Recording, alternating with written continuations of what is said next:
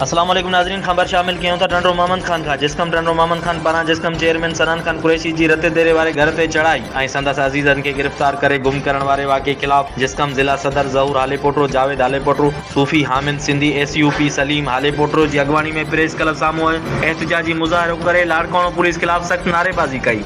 उन मौके ते अॻवाननि मुज़ाहिरे खे ख़िताब कंदे चयो त जिसकम चेयरमैन जे घर ते चढ़ाई करे कारकुननि खे गिरफ़्तार करण ऐं गुम करण इंतहाई किरियल हरकत आहे, जी असां सख़्त लफ़्ज़नि में मुज़म्मत करियूं था। हिननि चयो त सिंध में लाक़ानूनियत जो राज आहे। पुलिस ॾोहारियनि बदिरां क़ौमी कारकुननि खे गिरफ़्तार करे हिसाइण जी कोशिश करे रही आहे। असीं सिंध जा क़ौमी कारकुन अमन पसंद शहरी आहियूं। असांखे बिला जवाज़ तंग कयो पियो वञे। असीं सैयद जे फ़ुख़ुर जी साबिया लाइ जदोजहद तां कॾहिं बि दस्तबरदार न थींदासीं। असीं लाड़काणे पुलिस खे चेताव था ॾियूं त हक़दम क़ौमी कारकुननि खे आज़ादु कयो वञे, न त सॼी सिंध में एहतिजाज करण जो हक़ महफ़ूज़ रखूं था।